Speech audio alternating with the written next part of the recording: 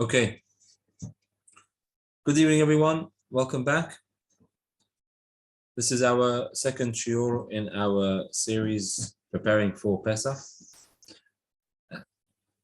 If you recall, we discussed last time the halachot of bedikat hametz, the halachot with regards to which foods need hechsher. Next week we'll be having a detailed guidelines to the seder, how to conduct the seder correctly from beginning to the end. And tonight we want to deal with achsharat kelim. How is it possible to make utensils kosher for Pesach use?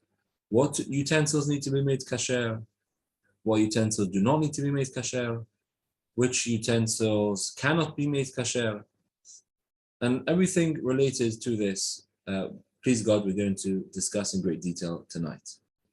As always, feel free to ask any questions as we go through. And I sincerely believe that if we understand the rationale to what we've going to explain this evening and applications, I think it can save us all a lot of time and effort and unnecessary stress when it comes to preparing for Pesach. Everything which I'm going to say is according to the Sfaradim. I will mention when Ashkenazim don't necessarily agree. I won't be going into the details for them, but we will be discussing generally the halacha for Sfaradim. Okay, so it's lovely to see people's faces. If you can take off the screen, that'll be nice as well. Okay, so let's go. So as opposed to just going through utensils in the kitchen without understanding why they need to be done, I think what's more valuable is to go through the principles to understand the principles underlying the whole concept of achsharat kelim, and then to apply them to modern day appliances, and then we can discuss other practical appliances which we don't manage to discuss. But what's critical to understand is the background for this, so that we can take this, and you yourselves can take this and apply it to things which we don't discuss tonight. So the starting point of all of this is a pasuk we read in last week's couple of weeks parashat Tzav, where the Torah tells us as follows. It's talking about the one of the sacrifices, the korban chatat, the sin offering, which had to be consumed by dawn of the next morning. So you would sacrifice it in the day, and by the dawn of the next morning, you had to consume it, and anything left over would be forbidden to consume beyond. And the Torah tells us that an earthenware utensil which this sacrifice was cooked within has to be broken. However, if it was cooked in a copper one, then it's enough to be purged and rinsed with water. And from this we learn two things. Firstly, we learn that earthenware utensils can never be kasher. Okay, the Gemara tells us, Ha'ida Torah al kli heres. The Torah says very clearly about earthenware vessels, she'enan yotzin midei dofyan le'olam, they can never be rectified. Earthenware vessels cannot be kasher, which is why the Torah tells us if you want to use it that same day, you have to actually break it. The second thing we're told is that metal utensils can be purged because they absorb the forbidden flavor. And they have to be purged with water, and we'll talk about what kind of water, etc. But those are the two things which we see very clearly in the Torah. Earthenware vessels cannot be kashered, and other utensils can be with a certain process which we will discuss. Now, later on in the Torah, in Parashat Matot, so the Bnei Yisrael are on their way to the land of Canaan, and they wage war with the Midianites, and they come back from war with some booty. And some of this booty is utensils, vessels from the Midianite people. And so Elazar, the son of Aharon, tells the people, look, you can keep these utensils, but you need to do the following process. And he says, Whatever the goyim used with fire, then you have to pass through fire and then it'll be clean. And also to go through the mikveh as well, that's something else. Okay, and Rashi explains, famous words, it's purged in the manner it's used. If it's used in hot water, it must be purged in hot water. If it's used for roasting, such as a spit or a grill, it must be made to glow in fire. This is the famous words, kebor'o kach porto. The way it absorbs is the way it needs to be expelled. Rashi continues, anything which is not used in fire, such as ewers, cups, and jugs, all of which were used for cold food, did not absorb forbidden food, they can just be washed, and that's sufficient. So again, we see this concept in the Torah later on, that the principle of kebor'o kach porto, the way it's been absorbed is the way it needs to be expelled, and that's what the Bnei Israel did when they came back from Midian. Now, the question discussed amongst the Rishonim is there an actual mitzvah to purge, to do hachsharat kelim? Is there a mitzvah to purge utensils? So is it comparable, for example, to the mitzvah we have of tevilat kelim? When a person buys a utensil from a non-Jew, we know there's a mitzvah to immerse it in the mikveh and the blessing is recited. So the opinion of Tosfot was that, yes, just like there's a mitzvah to immerse the utensils, there's also a mitzvah to purge utensils from non-kosher food. However, the Rambam did not list that as being one of the 613 mitzvot. And this is the opinion of the majority of the Rishonim, that hachsharat kelim is not a mitzvah. It's a preparation for a mitzvah. It's merely a process which enables us to use the utensils after they've been removed of their forbidden flavor. It's very different to immersing utensils. Immersing utensils, the idea is to increase the holiness, to take it out of the domain of a non-Jew and bring it into the domain of a Jew. Purging is similar to like removing forbidden fats. You know, when you salt an animal, you make the bracha ala shechita, fine. You still can't just take the meat. You have to first remove the fats, which are not allowed to be eaten, and all the sinews, etc. We don't make a blessing on that, because that's just the removal of something preventing you from eating the food. There's no intrinsic mitzvah in doing so. It's just, it's a negative. You're not allowed to eat these fats. You're not allowed to eat this piece of meat. You have to take away that piece of meat. Same thing with salting for blood. You know, when we salt the meat for blood, we don't make a beracha on it, despite the fact that I wouldn't have been able to eat the meat without salting it, because all the salting is doing is taking away something which is preventing me from eating the food. Hagalat kelim, when kashering utensils, it's the same thing, in that you're taking away something which is preventing you from using the pot to cook with. Whereas tevilat kelim is actually something positive happening. There's a transformation, and therefore that's why we make a blessing on that.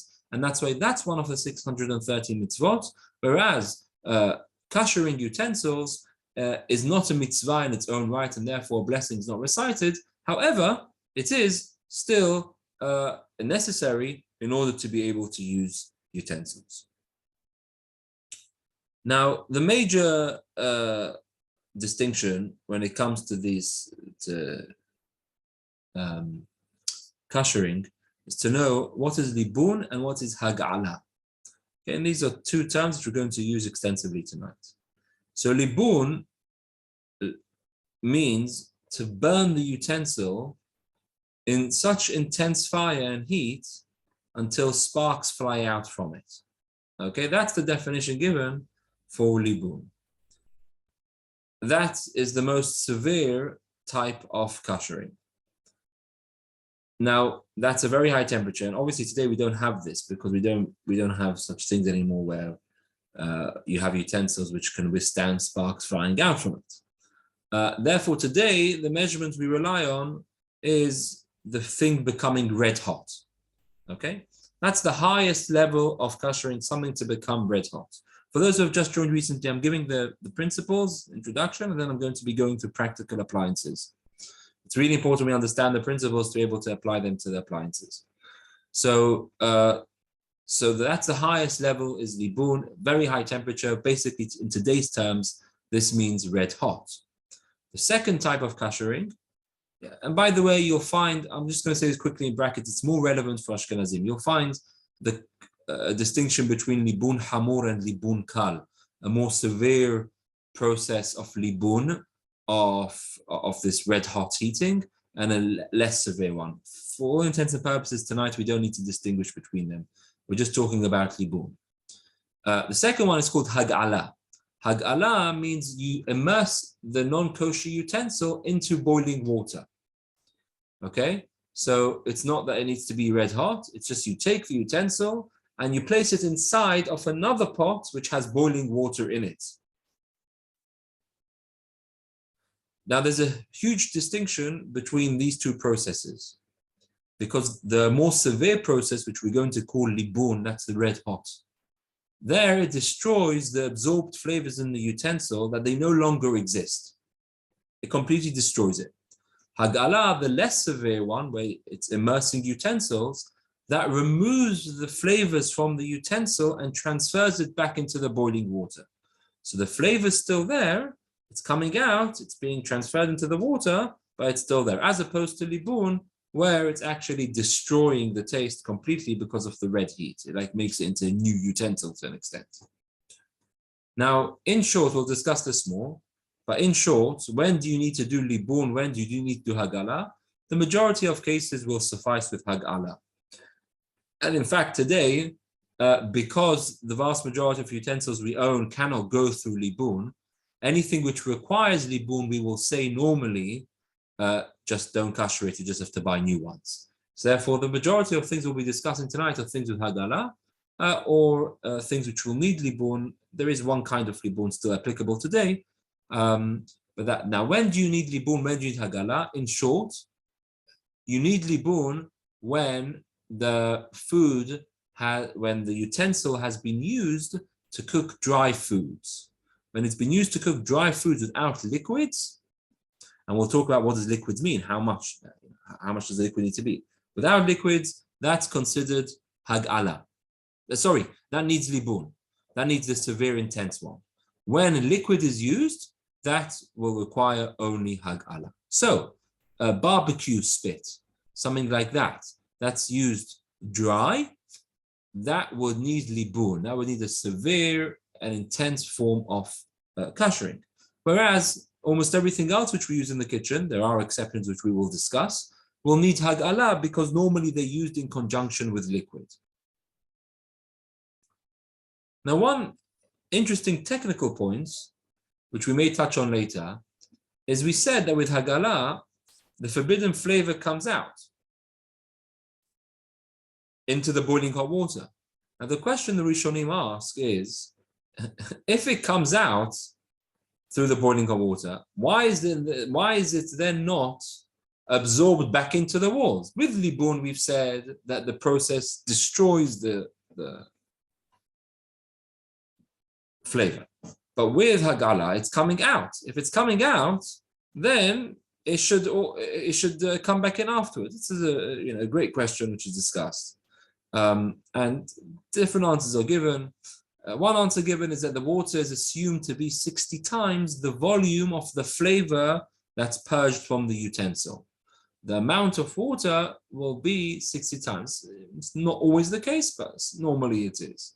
The second explanation given is that since the boiling water causes the flavor to exit, it doesn't have the ability to reabsorb it into the walls. Okay, it's difficult to understand this completely, but that's the halakha. The halakha is, even though it comes out into this water, nonetheless, it does not get reabsorbed into the walls of the pot.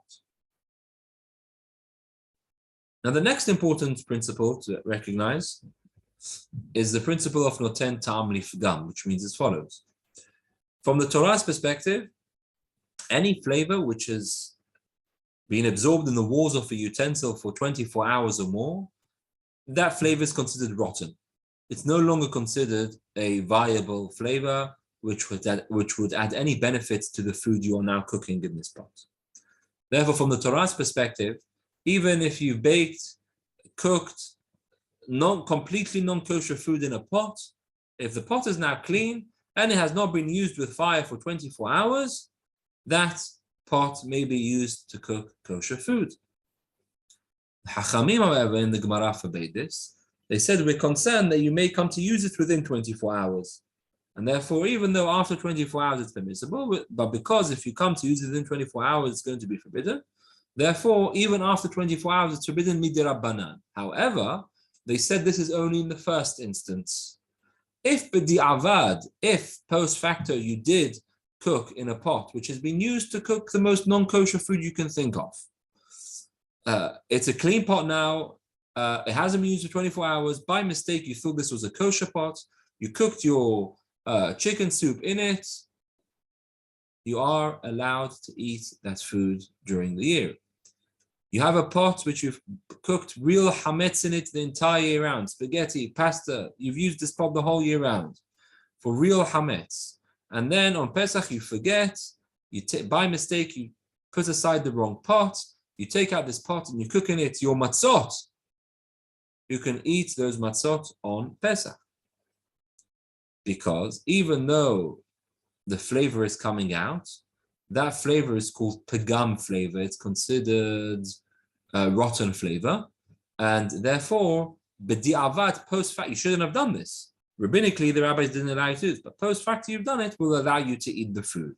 And we Sfaradim hold that this principle applies even on Pesach. Ashkenazim or Mahmir, they say it doesn't apply on Pesach. However, we hold the regular laws during the year apply, and therefore, here as well, noten tam nifgam is mutar on Pesach. But that's really important to understand because we're going to come back to that later. Okay, next thing is a kli rishon. A kli rishon means a utensil in which food was cooked on the fire. So basically all the pots which we use on the stove, that's called a kli rishon, a primary utensil. Then the next thing is called irui kli rishon, is to pour out from a primary utensil.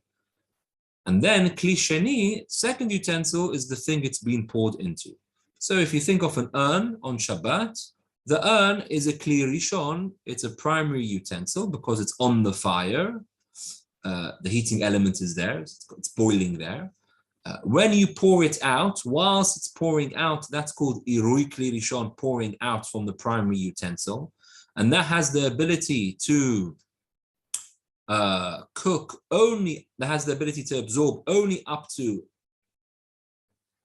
a peel, i.e. just the outer bit. And then the actual cup which receives the water, that's going to be called kli sheni. Again, it's important to recognize these distinctions. Two final principles before we get to the practicals. Firstly, this is a really important point the Shulchan Aruch rules, unlike the Rema for the Ashkenazim.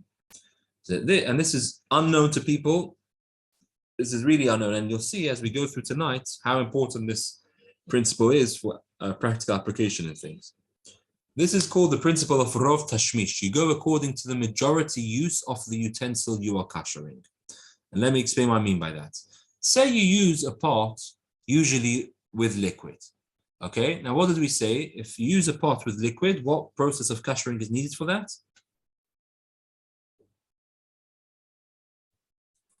Hagala. Hagala, thank you. Now, you remember that a few times during the year, you actually used this pot dry. You cooked dry hametz in this pot. So this pot has been used for dry hametz. Now, arguably, you now need to do libun to it. You need to do the intense one. And since we've explained that you can't do the intense one to utensils, you have to put it away and get a new pot for Pesach. Correct? No. The Shulchan Aruch rules that you follow the majority use, the usual use of the utensil. If the utensil during the year is normally used without liquid, is normally used with liquid, then even if occasionally during the year you used it dry, and that would normally require libun, the intense one, no, we follow the majority, and therefore you can get away with hag'ala. Okay? Similarly, okay, now listen to this.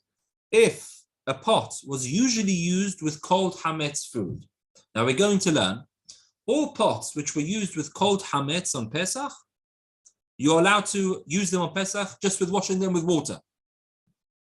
I repeat, plates which you've only used during the year with cold food, cold hametz, you've put your bread on this plate during the year, you've eaten your breakfast out of it, your cold sandwiches throughout the year on this metal plate, okay? all you have to do is wash it and you can use it for Pesach. Because it's cold. Cold cannot absorb taste. That's clear. But then you remember, actually, a couple of times I ate some pizza on this plate. So every morning I have my cold sandwiches on it. A couple of times I had some hot pizza on it. Halakha is you can use that utensil for Pesach, just by washing it. Why? Because although it's a couple of times, occasionally during the year, you've used it with heat, and that heat should absorb the pizza, we follow the majority use. Now you may be thinking to yourself, how does that work? If it's been used with something hot during the year, that should absorb the taste. So the poskim explain that, remember, after 24 hours is rabbinic in nature. Taste is only a problem from the Torah within 24 hours. After 24 hours, it's rabbinic. The Hachamim therefore said that we're only going to be bothered about the concern after 24 hours if this is something you do on a regular basis. If it's an irregular thing, we're not going to be bothered by that. And therefore, I repeat, when deciding how you need to kasher a utensil, you need to take into account not just has it once or twice been used with hametz during the year, but what is the majority use of this utensil? And that's really important to understand. Ashkenazim don't hold that. Ashkenazim hold if it's been used once during the year with hametz, it has to be done the whole kashering process. Okay. Final thing we need to recognize is as follows. So the Gemara makes a clear distinction between the principle of hetera bala and isura bala. Did something absorb when the flavor was absorbed? Did it absorb at a time where the absorption was permissible or forbidden? So the Gemara explains that pots which were used for non-kosher food, at the time the pot is absorbing the non-kosher food, it's absorbing something prohibited. And therefore, with dry products, we've said, if the pot is used for dry things, there has to be kashered with libun. However, something which was absorbed when it was permissible and only later it became forbidden. For example, think of the sin offering we began with, the beginning. When you cook the sin offering in this pot, at that time when the walls absorbed the meat, that was completely acceptable flavor.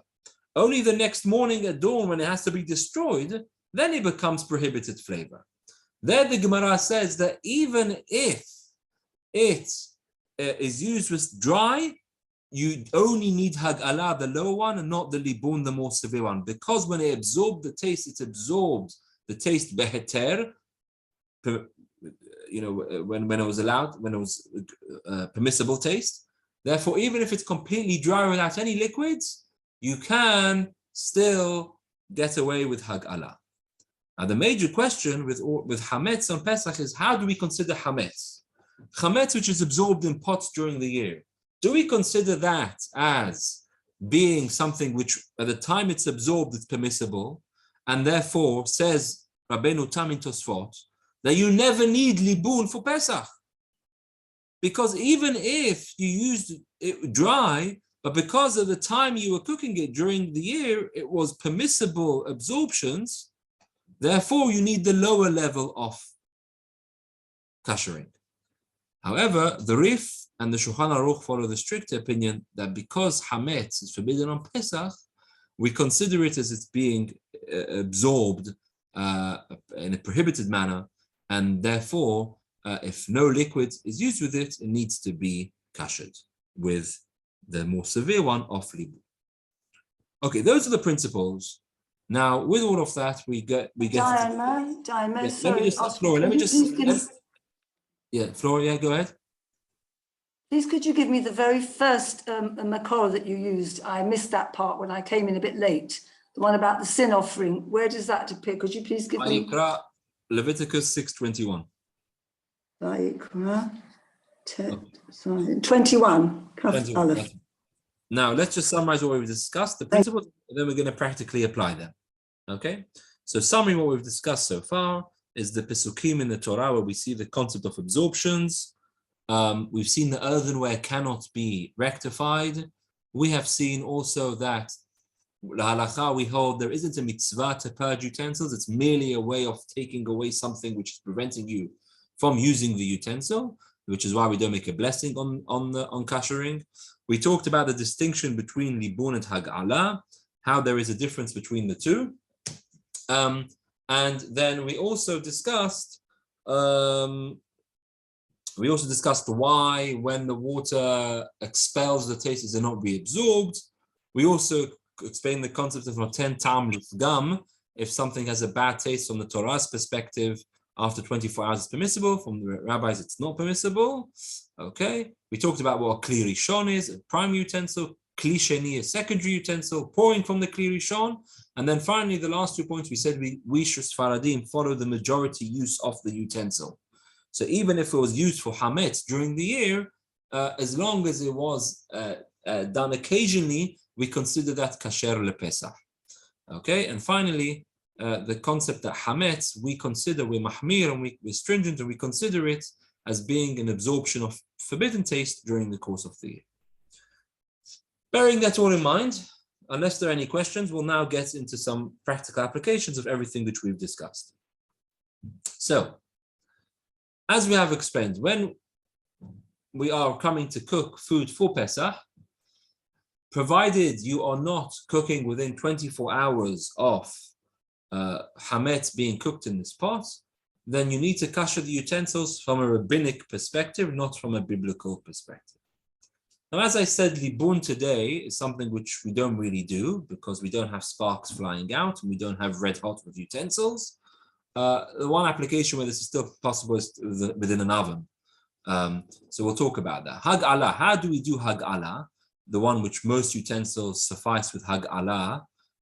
So when you do hag'ala, the pot which you are planning, the utensil which you are planning on kashering, whether it's pots, whether it's pans, whether it's cutlery, wherever it may be, they should not be used for 24 hours. I'm not going to go into the details of why it shouldn't be used for 24 hours. In short, it's because of what I discussed earlier on, because of the concerns that the taste is reabsorbed. And therefore, we want to be sure that even if the taste is reabsorbed, it's only a bad taste. Okay, don't worry about it. Just you need to know is that before ever doing hag'ala, you shouldn't, in the first instance, use the utensil which you want to kasher within 24 hours of the kashering. However, if you did do hag'ala, not waiting 24 hours, it would be acceptable. It would be acceptable. But in the first instance, we wait 24 hours. Now, in order to do hag'ala, you take a big pot and then you place you boil water in it, and then you place other things in it. Now, this pot which you are using, that pot can be both a hametz pot or a Pesach pot. Either pot is fine. You can, the one which you're kashering with.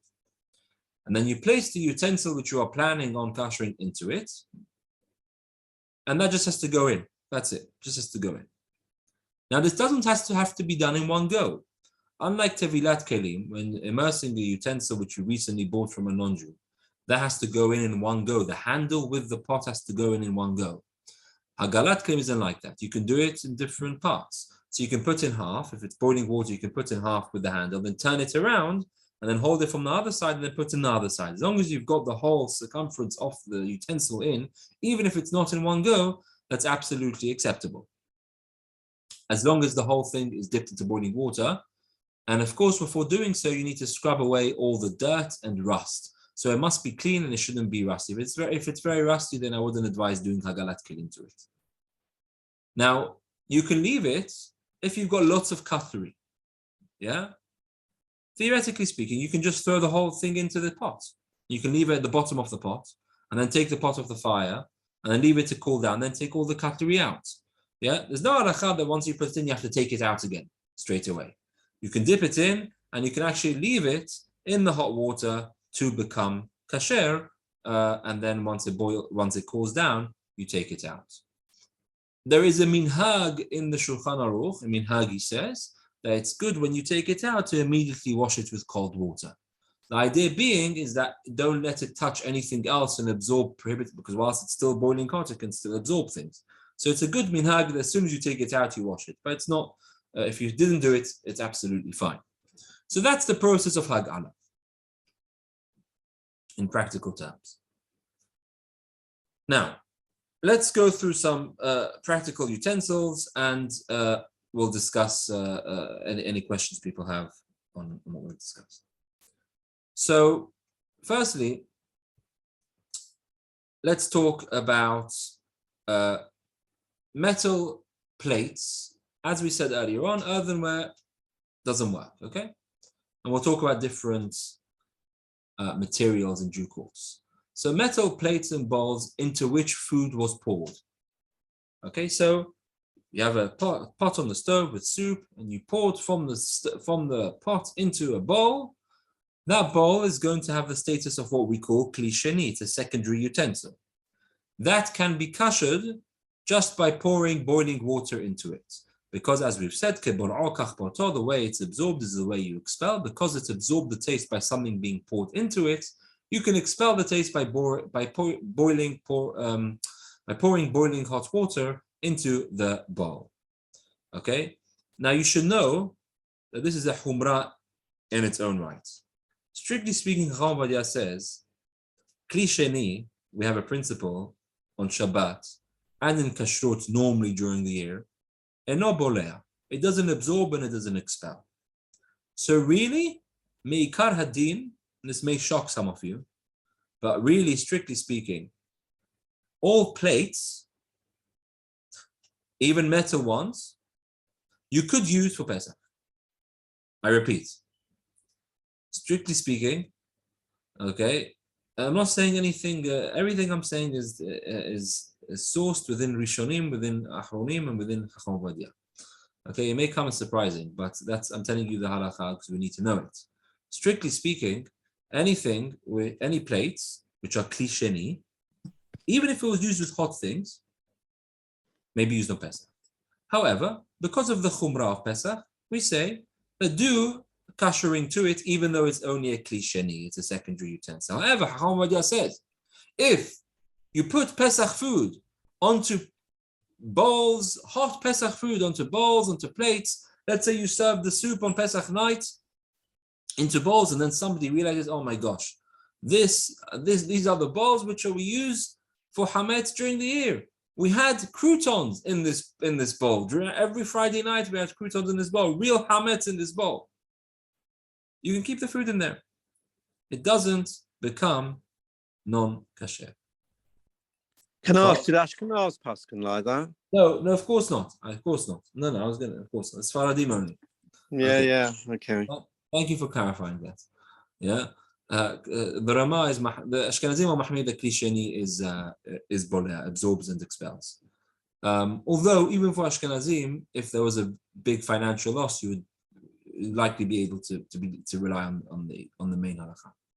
So, however, in the first instance, as I said, restrict. And we do kasher. How? The same way it's absorbed. So you pour boiling hot water onto it, and that's fine, it's good to go. Now, all cups, all cutlery, which were only used with cold things throughout the year, can be used on Pesach just by rinsing them with water. Okay, so throughout the year, you use your metal cutlery to spread your cheese on your sandwiches, which is cold. That is permissible to be used on Pesach just by washing it. Doesn't need to be kashered at all. Because it's cold. Cold cannot absorb, remember. You'll tell me perhaps once during the year you forgot and you used it with something hot. Say, I know, I used it sometimes during the year with something hot. Every morning I use it to spread my cheese. Once or twice during the year, I used it with something hot. What's the halakha? How would I need to kasher that? How would I kasher it? Using cold water. No. Because the majority use is cold. Yeah. Yeah, exactly. Just like we've said earlier on. Yeah. You wouldn't have to. Follow the majority use. Since the majority use was used during the year without heat, Therefore, that can be kashered just with something cold. Charles, again, this is for Sfaradim. Ashkenazim would hold that you would need to kasher it only because you've used it once with heat during the year. Okay, if you are sure that you didn't use it with heat during the year, then they would agree that you could just wash it because it's cold, so it doesn't absorb anything. You can use those utensils for Pesach as well. Diane, can I just ask you quickly? You said cheese. Now, I know Ashkenazi, they're very with anything cheese or anything, radishes, onions and things like that.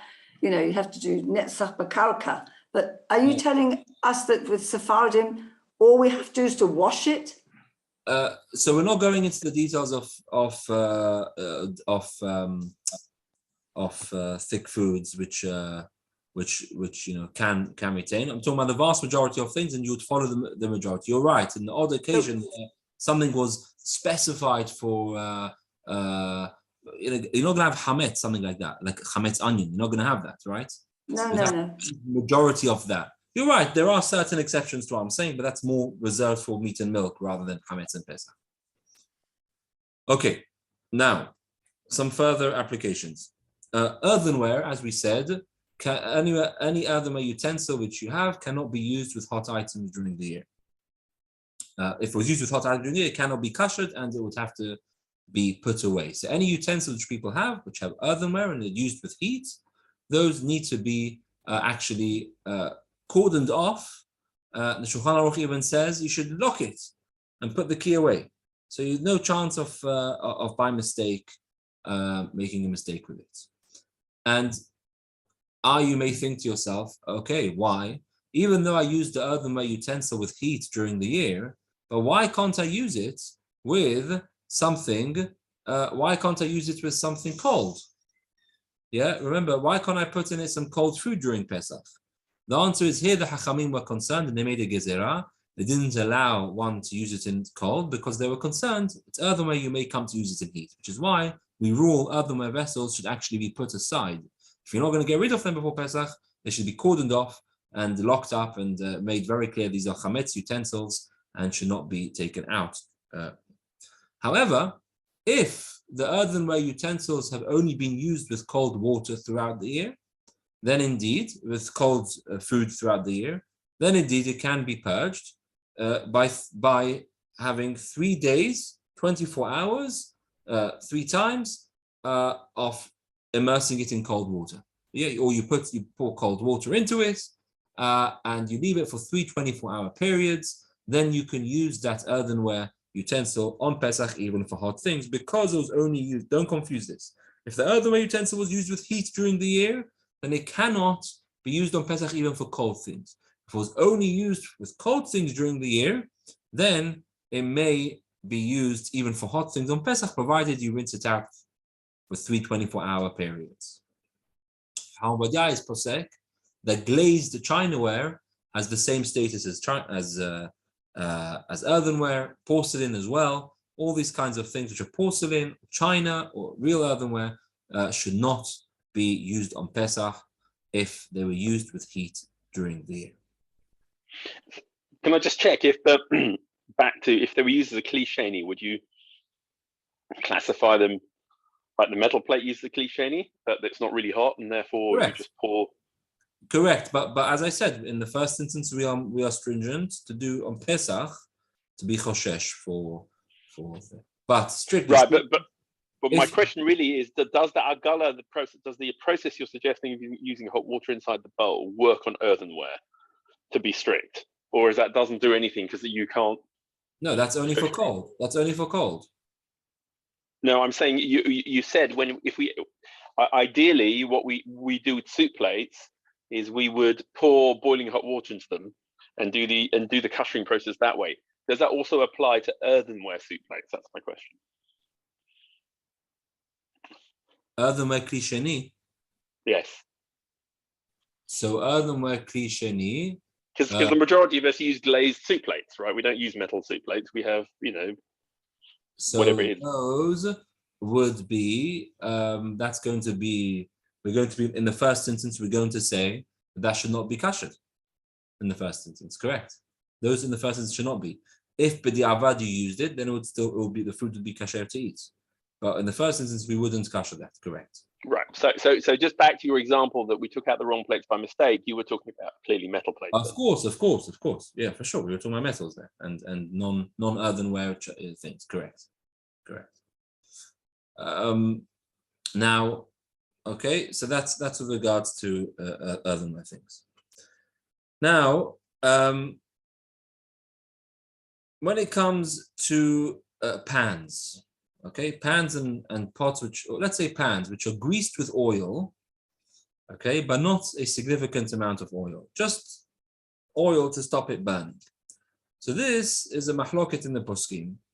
Some say that because the oil is insignificant, it's only there to stop the burning, it's not really there, it's not considered that you're cooking the food in liquid, that needs libun. Because it needs libun, we've said you can't kasher that today. Others have argued that one can do hag'ala to it, because at the end of the day there's liquid there. Chacham Ovadia contradicted himself with regards to this in two places. In the end, he held that one could be lenient. And the reason he held one could be lenient was based on a sefek sefeka. Because he said, look, firstly, you have the principle we discussed earlier on in the shiur of hetera bala. Yeah. According to Rabbeinu Tam, we say that all chametz being absorbed during the year is not considered isur bala, but rather heter bala.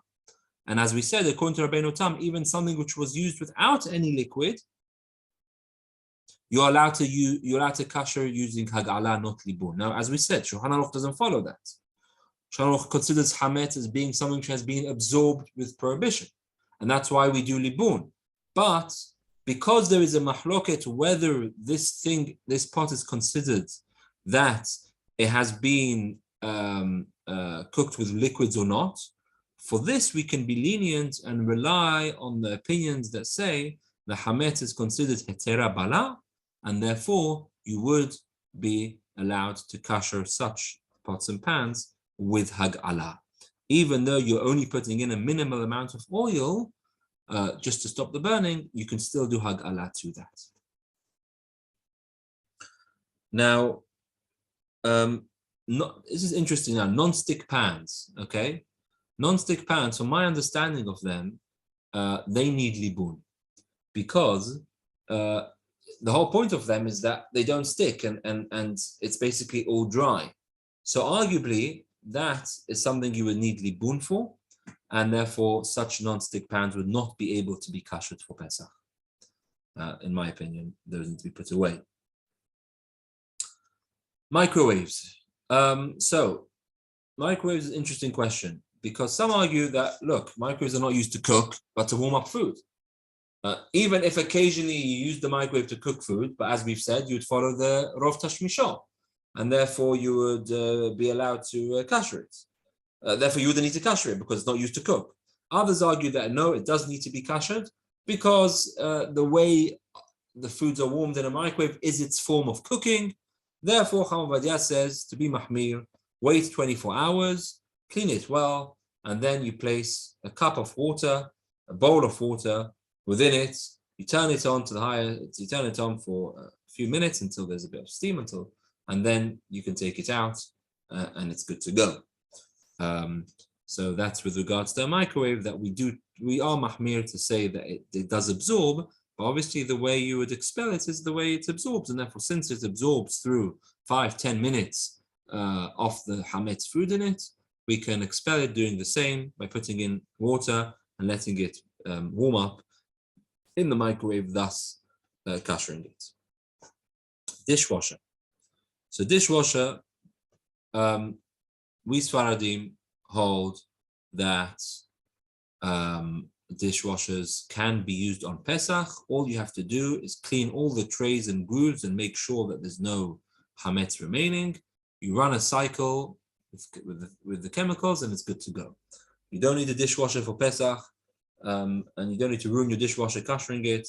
All the chemicals which are in it, which are whilst all the cycles going on during the year, make the food, make the beliot completely mutar, and therefore, just like Chacham Ovadia holds, by the way, that throughout the year he holds that you can use a dishwasher for meat and milk utensils. Okay. In fact, it says Meikaradin, you could even use them together. Okay. We say better to do it separately. But that's because of all the chemicals in it and all the heat in it, not considered it absorbs or it expels. And therefore, for Pesach, it's exactly the same. You just need to wash it. You just need to clean it well, and then run a full cycle to the highest setting, and then you're good to go with the dishwasher. Now, somebody just asked in the chat, does this all need to be done before Pesach? Or if you realize you need something for Pesach, can you do it Hagala utensils? Okay, so this is, no, it needs to be done before the 5th hour before on Erev Pesach. So it should be done by the morning of Erev Pesach. I'm not going to go into the reasoning for it, but it should be, if you do it after this time, there's many more laws which you need to know, which is why all Hagala needs to be done by the morning, the 5th hour of the day of Erev Pesach. Okay? Based on various things, but like I said earlier on, if it's going to be kashering after, it's Isura Bala, it's now absorbing something prohibited. You're trying to kasher something which is absorbed when it's prohibited. Okay, that's with regards to microwaves. Next, ovens. So ovens, if we rely on it becoming so red hot that it's a form of libun. Okay, so if it has self-clean, the oven, then great, just put it on self-clean. If it doesn't have self-clean, all you need to do, what Yah writes, is you clean it. Again, when you're cleaning, it's always good to use chemicals, because then even if you did it within 24 hours, it will still be considered noten tam lifgam. And then you put it on for an hour or so, and then the oven is good to go. Now, with regards to the rack, this is a common question people ask, the racks within the oven, okay, so apparently these can get destroyed if you leave them in when it's doing a self-clean. So I'm not taking responsibility for that. If you decide to do a self-clean with the racks in, I think it can damage it. Then if that's the case and you don't want to take that risk, then you have to get new oven racks. Because as we said, you can't do libun to it outside of the oven. And therefore you would need to get new oven racks for that.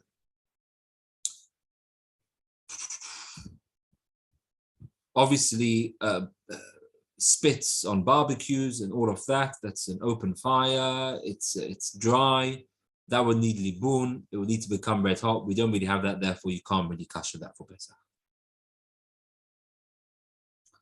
Now, as I said earlier on about the metal plates and the bowls, that applies also to cutlery as well, by the way. Almost all cutlery which we use is normally going to be a klisheni, okay? So therefore, all cutlery, we do kasher it just by either dipping it into boiling hot water or pouring hot water onto it. Yeah, metal cutlery which you use during the year, which you use with real hametz, you could just pour hot water, boiling hot water from the kettle onto it, and that's absolutely fine.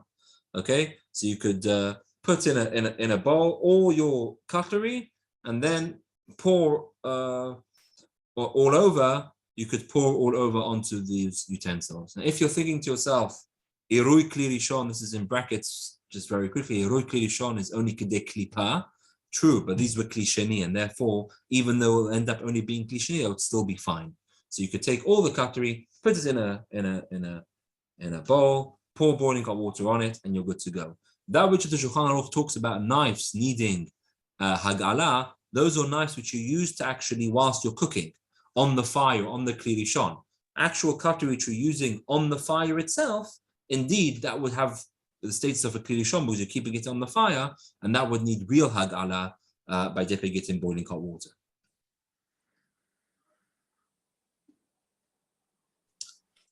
A soda machine, people have these soda machines, they're all cold, so you just clean it and you're good to go with that. Okay. Plastics, Chaim Vadia is of the opinion that plastics, this is a big contemporary discussion. Chaim Vadia is of the opinion that plastics can be kashered in the same way as other metals. Okay, now obviously this will sometimes destroy it, but in cases where you have plastic and you want to kasher it, you can do the regular rules which we've talked about. Glass, okay, again, glass you can use, and this isn't a leniency in any way. This is the opinion of the Shulchan Aruch and the Sfaradim. Glass does not absorb or expel, and therefore, just going to mute 1 second. So glass does not absorb or expel taste. Therefore, glass may be in the first instance just be washed and used for Pesach. Even if this glass was used with hot things during the hot chametz, you boiled hot chametz in it, or you poured hot chametz into it, absolutely fine. You may use those cups for Pesach just by washing it because it's glass. Glass doesn't absorb and doesn't expel. Chavadia holds it's not that. Also, things such as Pyrex has the same status as glass, and therefore Pyrex as well can be used to cook in the oven, even though you used to cook hametz with it during the year. You just have to wash it, and you can use that during Pesach itself. A glass induction hob. You have these in, yeah, Betsy? Thank you, Rabbi. Is it possible for an Ashkenazi friend or family member to come and eat food that has been made using glass utensils if they don't hold by this? No, I would say not. But if you think about it, it's going to be quite rare for it to be a problem even for them. And I'll tell you why. Because think about it. Firstly, the vast majority of let's think of glass cups, okay? That's used with cold. Occasionally used heat, fine. Here you're going to have a sfek sfeka for Ashkenazim. Safek rov tashmishah, we can be lenient or not. Another safek is whether glass is bolea or not. For that, even if you don't want to be meker Ashkenazim at home, at the very least, sfek sfeka, you can be lenient to Sfaradi offers it to you. Okay? So it's going to be quite rare to find a situation of glass where you're not going to have both sfekot together of rov tashmish and also the safek of whether glass is bolea or not. And it's normally a klisheni. There's just so many reasons why you could be lenient, and therefore, if unless it's a real glass, let's say glass in like Pyrex in the oven with hametz, okay, that I would say I wouldn't serve that to my Ashkenazi guests. No, I agree with that. Okay, thank you. Diane, may I ask you, when you're speaking about the other One second, Flora. 1 second, I'm just thinking about that. Look, but yeah, look, we're talking about it's after 24 hours here as well. I would have to think. I would like to think about that a bit more. But I would say there's a lot to be lenient on, a lot to rely on if they were to eat. Yes, Flora. Cutlery use Kali Shaney and so forth. All you have to do is to dipping in hot water or pouring hot water over it. Do you always apply the rule that you clean it and leave it for 24 hours? Sephardim don't apply that rule. No, we do apply the rule of 24 hours. Always. So with every single, that's what I understood. Every single thing, you clean it, leave it for 24 hours, and then you can do whatever you've told us. So if you're pouring hot water onto it, then you wouldn't need to. You wouldn't need to. If you're pouring hot water on, remember the whole idea of waiting 24 hours is because of the taste being reabsorbed into so that's only when you're doing it in a pot. Yeah. If you're just pouring onto it, that would be fine. So you don't need to leave it for 24 hours. I'm talking about Sephardim. If you're just doing iru, you wouldn't need to. And incidentally, Diane Lopian's Zatzal always allowed from 40 years ago for us to kosher plastic, and I was following the Ashkenazi ruling. He allowed a lot of things, as Sephardim do. Interestingly, he was a gaon. He was a great gaon, and we used to ask him 3 times, "Did we hear right?" Anyway, I don't want to waste your time. So it's very interesting. Fine. So that's with regards to that. A few quick points. Glass induction hobs, which are glass on the top. Okay, this is a common question I get asked with induction hobs, which are glass on top. Same thing. It's glass on top, so it doesn't need to be. Just clean it. Just wash it and clean it, and you can use that on Pesach. An urn. So an urn, where obviously if you put chametz on it, I'm talking, you put your chalot on it, etc., then you'd have to take the lid and dip the lid into do hagala to the lid. Okay, but the rest of the urn would be fine to use the same urn. Even if you don't do that every Shabbat, right? You just use the urn for hot teas and coffees, and fine. Then you can use that on Pesach as well. However, if you do use it to heat up other things, then that would need to heat up the lid of it. So that's with regards to the urn. Okay, sinks. You don't need to put silver foil all around the sink up to the ceiling. All you have to do is pour boiling water onto the sink. However, you have to be careful when pouring the boiling water onto the sink that you don't just pour water on one part and allow that to trickle around the sink. You have to actually get each part of the sink. Okay, so when you're kashering the sink, you're pouring the water on. Remember that when you're pouring the water on, you're allowed to do it that way because that's the way it absorbed hametz food, which, by the way, is in itself, Chacham Ovadia writes, is a chumrah in itself, because it's highly unlikely that the temperature was yad soledet bo. Remember, to absorb, it has to be yad soledet bo. It has to be a certain temperature. So it's highly unlikely it was such a high temperature to absorb. But still, we do kasher it. When you're kashering it, you kasher each part. You do it in round circles, and then you do up the walls. Okay, so you're not just relying on pouring on a bit and then allowing that to trickle around the rest of the sink. Similarly, countertops. If you're concerned about your countertop getting ruined, then just cover it. If, however, you don't like to have silver foil all around your kitchen, then you can just pour water on it, hot water on it. Again, the same thing. Don't just pour in one place and allow that to trickle. Have to be all over it. Now, if you've only used your countertop for cold things, and you know that, then that's fine. You wouldn't need to kasher that. You then just clean it. Talking about when you put hot things on it, which is very common. People put hot things on the countertop all the time. Then that's why you need to kasher it.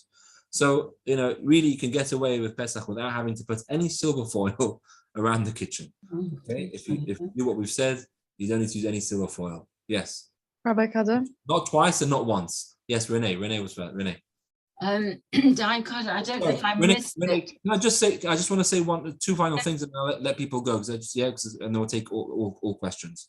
We talked about countertops, hot plates, same thing. Clean it, and then you leave it on for like, you pour some chemicals on it as well to clean it properly, and then leave it on for about half an hour, and maybe it's good as well to pour some boiling hot water on it as well. But that's the way you would kasher the hot plate.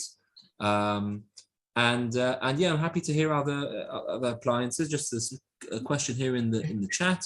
What about a silver kiddush cup? Okay, a silver kiddush cup, which is used during the year with the grape juice only. When do you put hametz in that? Then both Sfaradim and Ashkenazim would be able to use that on Pesach night. I'm not telling you any chidushim here. There's nothing novel what I'm telling you. If it was used, if you know that you used it once, you put hot bread in it, and you put hot bread in it, then if you know you put hot bread in it during the year, then that would be subject to the machloket Sfaradim and Ashkenazim, whether you need to kasher that or not. But most of us don't do that. We just use it for cold grape juice, and therefore it can, strictly speaking, be used during the year on Pesach as well, because it's only been subject to something cold. So those are the basic principles. Of course, there are many more practical applications. Those who are going now, I wish you a wonderful evening. We continue next week on Tuesday. We'll be going through the entire Seder and discussing the halachot of how to conduct the Seder properly. I'll remain for anyone who wants to ask any questions, any other practical appliances. Renee. I don't know if I missed it, but I don't think you've dealt with hobs. And the only people I've seen do it really fantastically are my mother and my sisters. And they, first of all, cleaned it thoroughly, cleaned all the, what do they call, the burners, everything, the burners on top. And then they left the hob on for hours. 1 hour. 1 hour is good enough. Yeah. And I've never seen anything like it, but that I understand is the way to do it. Is exactly. Right? I agree. I concur completely. Yeah, that's the way we do it. Yeah. That's a great. But the hot plate you mentioned, you said pour boiling hot water after cleaning it. Surely that will break the glass. Yeah. No, if it's glass on it, no. I'm talking about hot plate without glass. If it's got glass on it, you wouldn't need to do that. Mm-hmm. But it's electric, Diane Kader. It's electric. I've done it. Water on a hot plate. It's electric. Look, really, strictly speaking, if you cover it, sorry, I thought the way to do it then is to, I always clean it, leave it 24 hours, put it on very high and then cover it with very good tin foil, the whole of the, No, if whole if thing. you've done that for 24 hours for you wouldn't need to cover it. Okay, so why would you pour boiling water, Diane? Okay.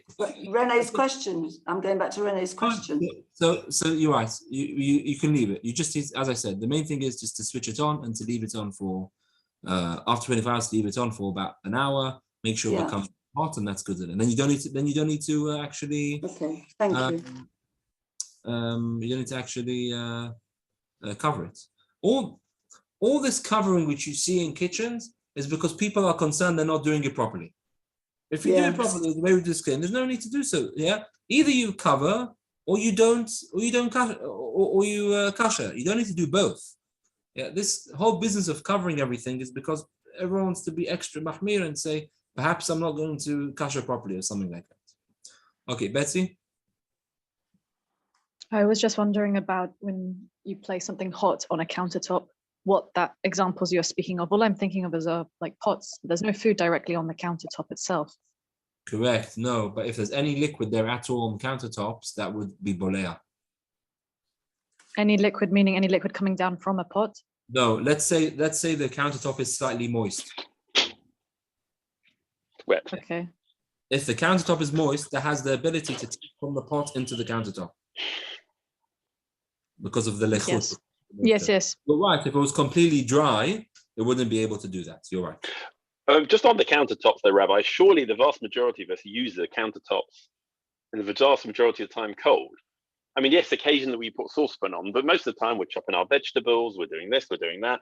So on the principle that you go, at least according to the Sforim, on the majority use,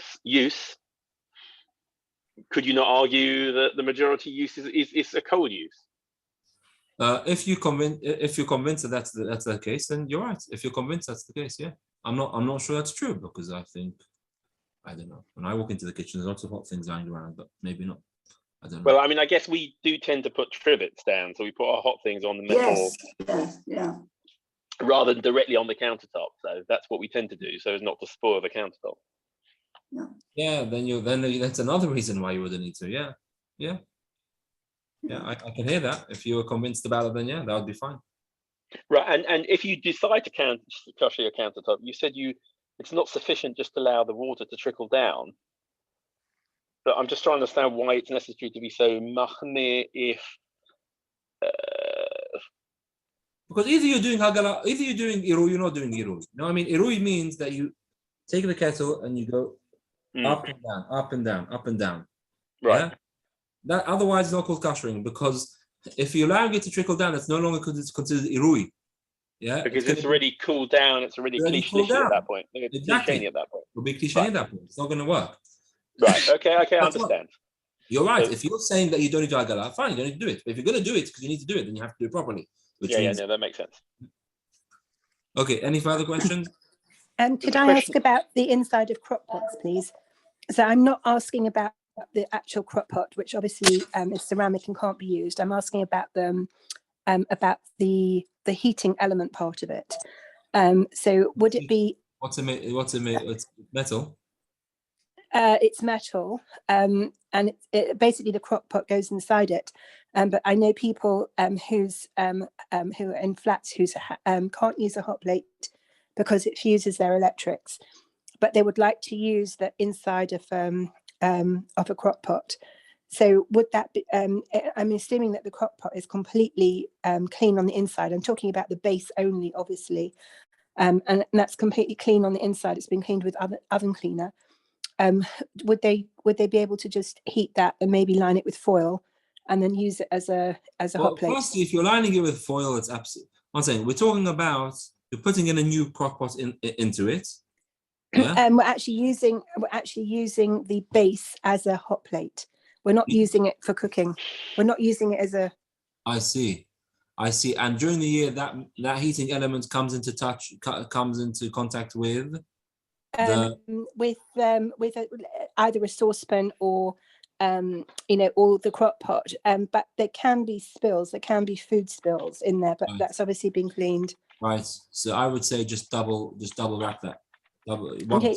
And can I just on Flora's point about covering the hot plate, Apparently last year, the Israeli Fire Brigade asked people not to do that because the hot plate, the foil reflects the heat downwards, and it can you can get temperatures above 200 degrees centigrade. So I think that and it's a severe fire hazard. So if for people, instead of covering the hot plate, if you stand your bowl or your pan or whatever in a chad pa'ami foil, you don't get the fire hazard. Yeah, well, you're using this. Thank you, Esther. I agree with what you're saying, but I have asked about this and I was aware of it. But this is this very toughened tin foil. It's like a chad pa'ami. It's even stronger. Flora, maybe we'll speak afterwards, but I just know that the problem is actually covering the hot plate. If you clashed it, then you don't need to. So Okay. let's not Yeah, make but it. you know, it's maritime. People come in, you know, you're Ashkenazi, Sephardi. So, you know, it's. I'm so sorry. there I you are. don't buy that at all. Okay. Thank you very much, Esther. Okay. Fine. Any further questions before we end the evening? Thank you, Diane. Thank you very much. One from me. I would like to ask a question about the boiling water. You boil a pot of water until it's boiling, and when you put, say, cutlery inside it, it immediately cools down. But when you put what inside? Sorry. Cutlery. Say cutlery, metal cutlery, in the boiling water. The water is no longer boiling. You have to wait for it to boil again. Which is why you're meant to have the pot boiling all the time. If you're doing lots of cutlery, just doing one, then that's fine. If you're doing lots of cutlery, you're meant to have it boiling all the time, continuously. I understand what Maurice is saying. My father used to put the cutlery in a large sieve and drop it into a large. Yes, but he's right. Maurice is right in that as soon as you put cold, whatever it is, a lot of cutlery goes in, the boiling water becomes less hot. Right. So can I just say, Rav Tovim? Rav Tovim, his tip is to heat your cutlery in an oven and then put it into the pan so that you don't reduce the. I mean, you're not having the same temperature drop. But the Diane has given us the answer. You don't just put it in and take it out again. You leave it in. You keep on boiling it up, and it'll boil up again. Yeah, you leave it on. Okay. Yes. Thank you. If you're doing it, What just about when you use boiling water from a kettle? I've seen people keep their finger on the control so it continues to boil. It looks very dangerous, actually.